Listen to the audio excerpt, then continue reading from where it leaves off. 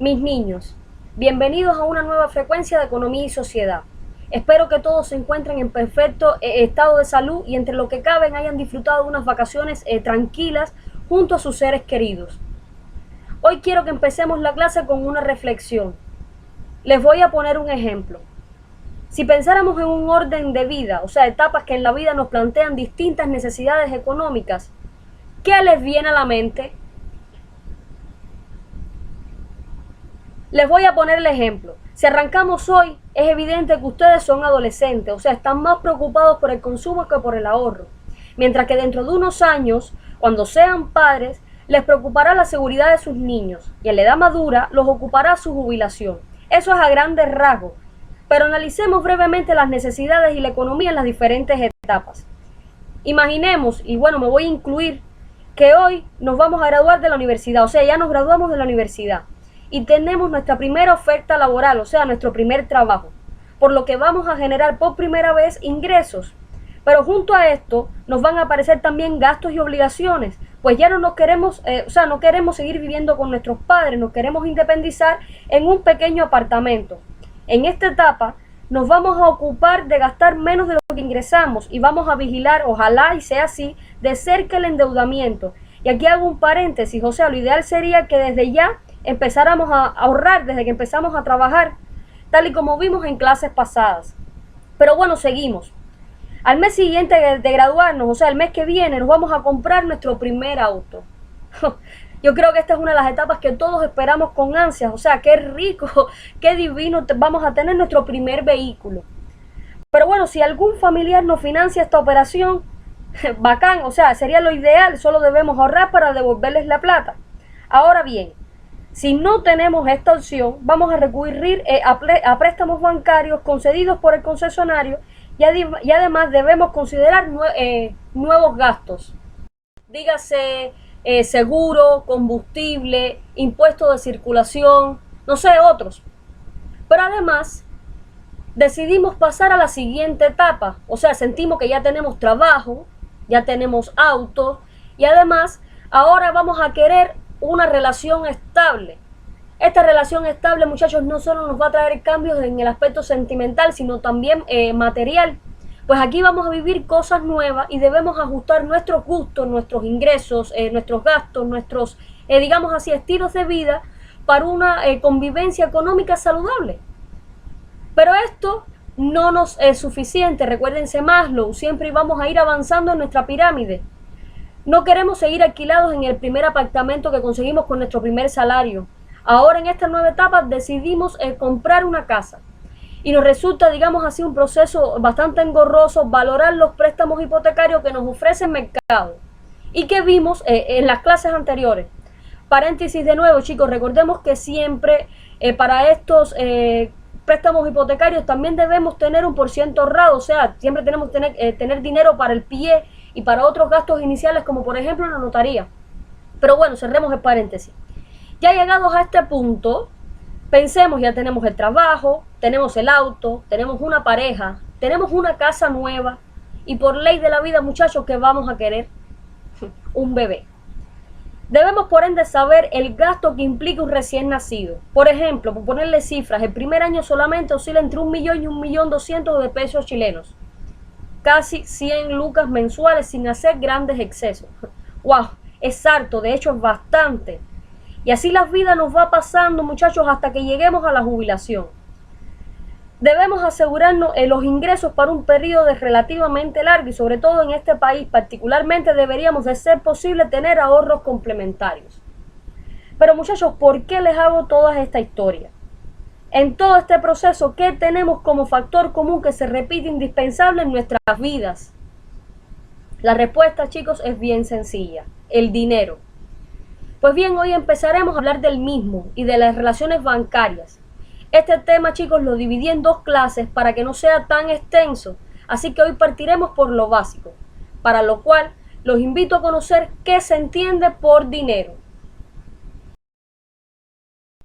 Es todo activo o bien generalmente aceptado como medio de pago por los agentes económicos. Recuerde esos que ya vimos, la familia, la empresa, el Estado, para sus intercambios y que además cumple las funciones de ser unidad de cuenta y depósito de valor. Como ejemplo de dinero les puedo poner las monedas, las divisas, los billetes, las tarjetas de débito, las transferencias electrónicas. Está asociado habitualmente a un conjunto de riquezas o valores, o sea, este conjunto de riquezas o valores que pueden ser transformados. Les pongo un ejemplo de lo que le estoy diciendo. Cuando decimos a María no le hace falta el dinero porque tiene una casa muy buena y su cuenta corriente es muy cuantiosa, o sea, ese conjunto de riquezas y valores puede ser transformado en dinero. Es aceptado también generalmente por la sociedad para la realización de las transacciones y la cancelación de deudas, y que por tanto el dinero en sí evita el trueque directo de mercancías. En resumen, chicos, y ojo, es muy importante, el dinero sirve para calcular cuánto valen los diferentes bienes y servicios en una misma unidad.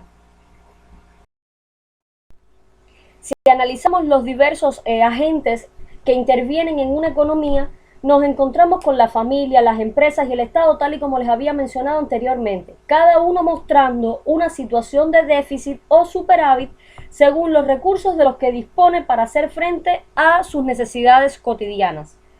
Ahora, por un momento imaginemos que por un lado tenemos a un individuo que carece de recursos para comprar una vivienda, y por otro lado vamos a tener a una empresa que después de haber efectuado proyectos de inversión tiene exceso de recursos.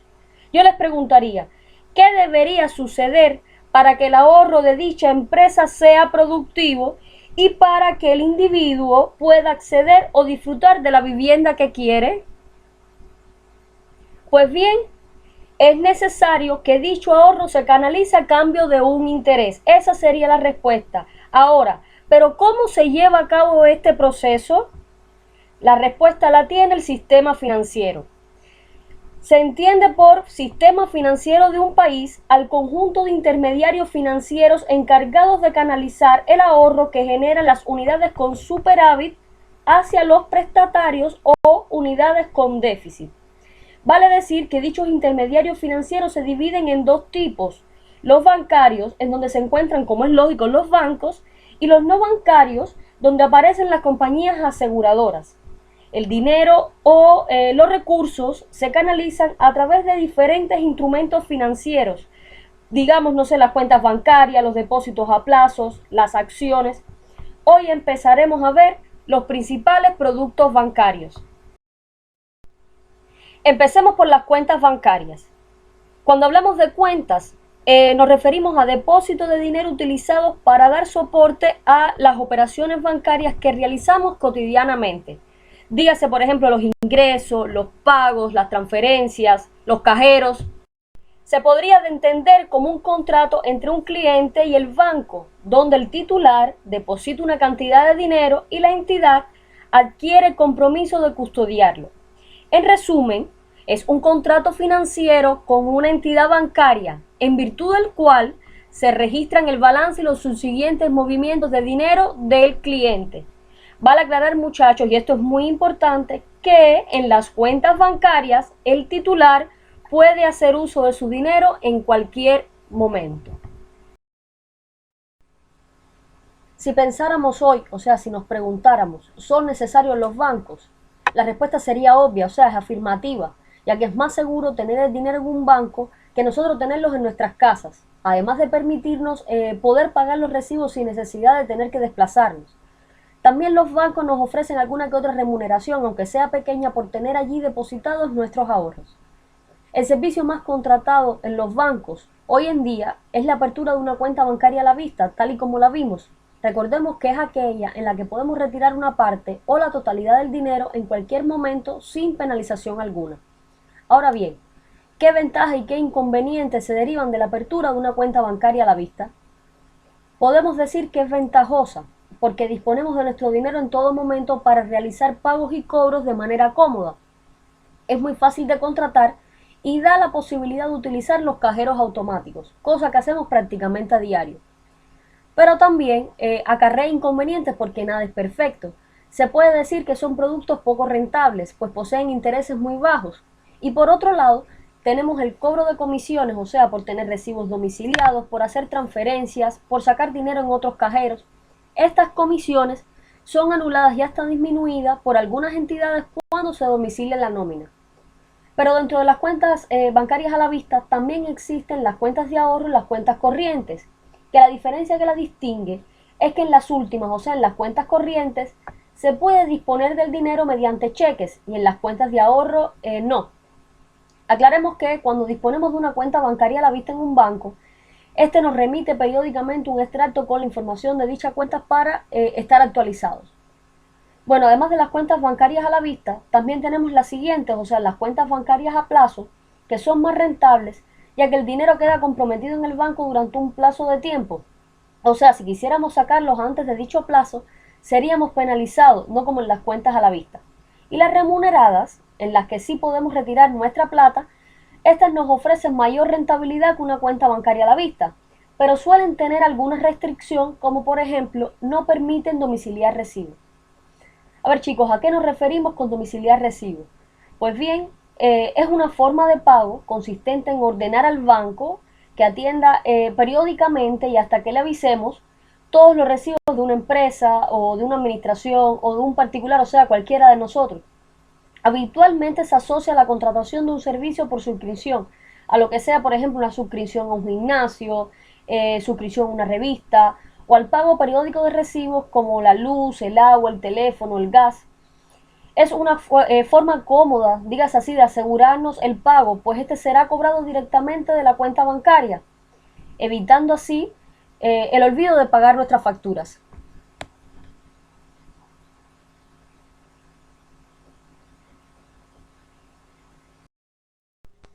El segundo producto bancario que veremos hoy son los cheques. Estos no son más que el documento que se utiliza como medio de pago y a través del cual el titular de una cuenta corriente ordena a una entidad que pague una determinada cantidad de dinero a otra persona o empresa.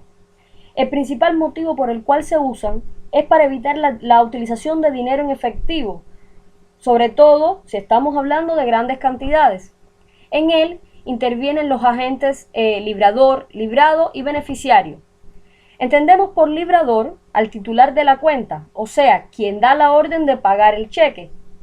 Tenemos el librado, que se refiere a la entidad bancaria que efectúa el pago del documento, o sea, quien acata la orden.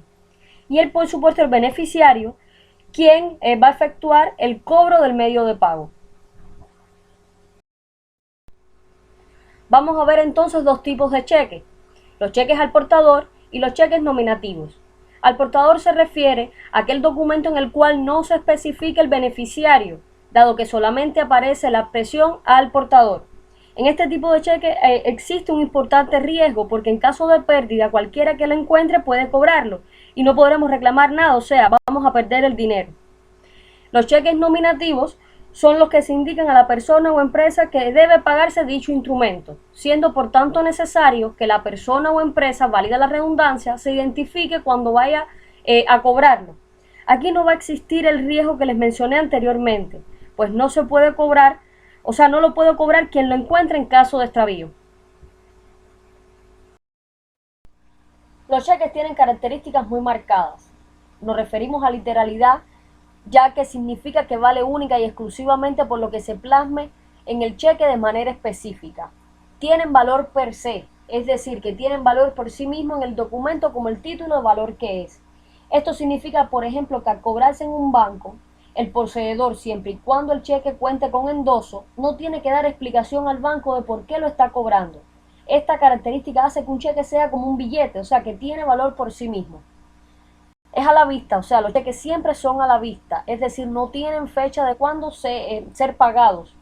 La fecha que se plasma en el cheque solo cumple, vamos a decir así, la función de dejar constancia de cuándo el emisor tenía la intención de que ese cheque sea cobrado. No obstante, vale decir que el banco siempre está obligado a hacer efectivo un cheque el día en que se presenta el cobro. Hay cheques post fechados, así como que hay que tener en cuenta que los cheques prescriben y por ende caducan. Transcurrida la fecha prevista para el cobro del cheque, caducará. Tal y como les decía, el margen de tiempo para que caduque un cheque depende según el país donde se haya emitido el documento financiero.